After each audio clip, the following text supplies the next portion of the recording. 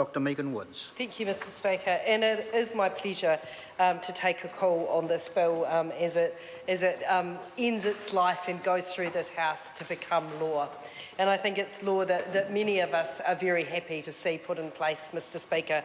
And I would like to acknowledge the Speaker who's just taken his seat, Scott Simpson, the Chair of the Local Government and Environment Committee, who chaired the Select Committee process through this. Because, Mr Speaker, it was the Select Committee process where the heavy lifting on this bill was done. That what we saw was that we saw back in 2012 some terms of reference for a review. Back in March 2012, some terms of reference into a review of our earthquake-prone buildings in New Zealand was released. Out of that, we saw a piece of legislation that was tabled in this House in 2013. And, Mr Speaker, that wasn't really a bill that was fit for purpose.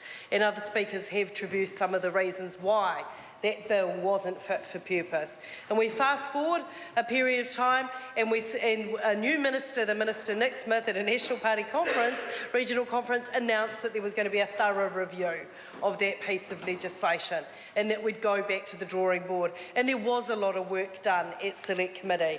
But I think that this bill really was the example of what happens when this place works well. When submitters are listened to, when Select Committees work in a constructive way to come up with the best piece of legislation that is possible. Because, Mr Speaker, although a lot of work had been done on changing the bill that went back to Select Committee, that we still had 11th hour changes to this bill. And speakers have referred to the unletting lobbying of Anne Brower and her dedication to seeing this bill through and making sure that it was a constructive piece of legislation.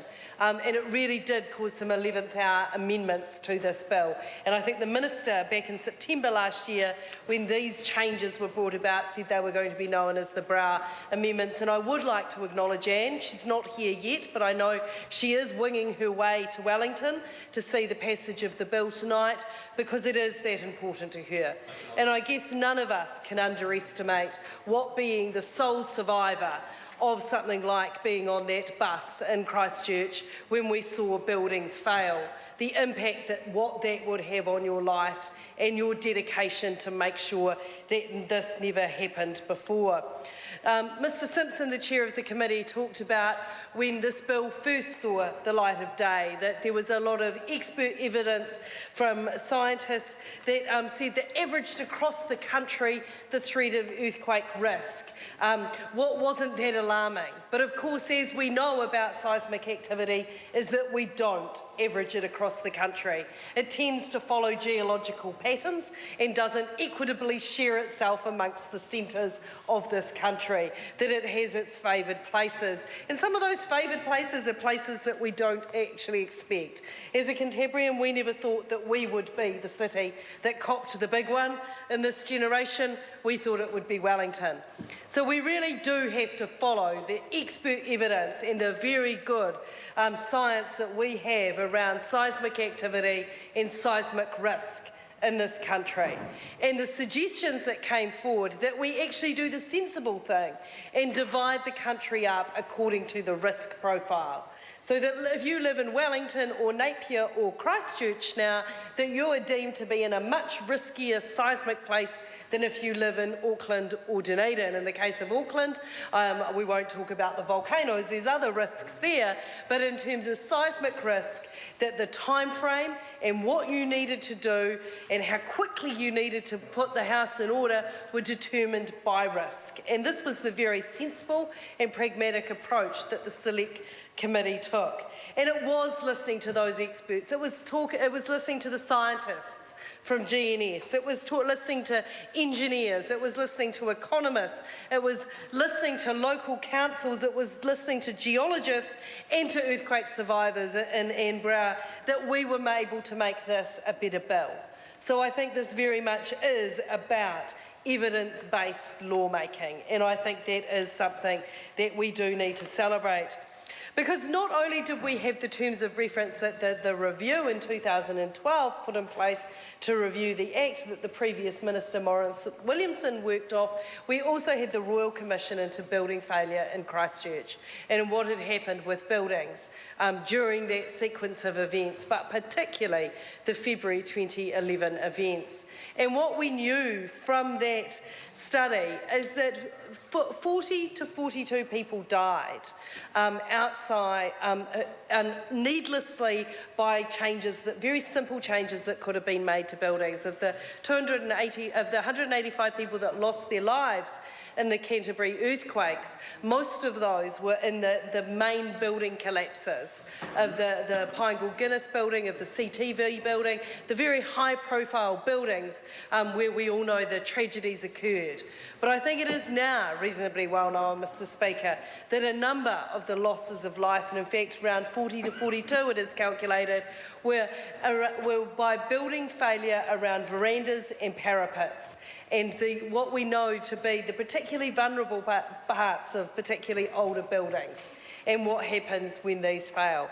And it was this very point that Anne Brower brought to the attention of the Select Committee and said there's a really sensible way you can do this. There's some quite low-hanging fruit, and pointed us to overseas jurisdictions and other quite earthquake-prone jurisdictions such as California, who's learned a thing or two about how to deal with buildings in a seismically active area, that you don't have to lose the whole heritage fabric of a building. And as a historian myself, I can say that that's reasonably important to me, but there's much lighter materials that can be used for the parapets. There's much lighter materials that can be used for many of the embellishments that give our local streets in town centres and in suburbs and in centre of cities the character that we all want to preserve. But there is a way of doing this without putting people's lives at risk. Because, Mr. Speaker, it was the failure of those parapets, of those verandas, of those adornments that did prove to be fatal. And I think that when we came to consider this, I know for myself, what would have once been quite a dry risk assessment exercise of weighing up and looking at the expert evidence really was tempered by recent real experience of what does happen when buildings fail, and the need for governments to properly regulate and provide protection for people around these buildings. Because, Mr. Speaker, I don't think any of us want to see anyone lose their life unnecessarily when there are very simple measures that we need to be taken. Of course there will be costs associated with this. Of course there is going to be some hardship on some building owners who now need to bring their buildings up to code. But, Mr. Speaker, we have to, as a Parliament, make sure that we are putting in place the proper protections in order to keep people safe. We need to know that as a legislature that we are making the right changes that need to be made to protect people's lives. And it's in this legislation that we had the opportunity to do this. Not just to say, oh, this is just a piece of dry regulation, but to know from recent past experience that what we do can and will make a difference to some people somewhere. I hope not anytime soon, Mr. Speaker, but this is important work. And I think it is important that this has got the support across the House that this bill needed. I think that it shows the people out there that might be a little bit cynical about politics and politicians from time to time, that can see that actually when it comes to some of the important issues we can work together, and that we can work based on the evidence to come up with the best law possible. And I think that's what many of us come to this House to do, which is actually to make things better.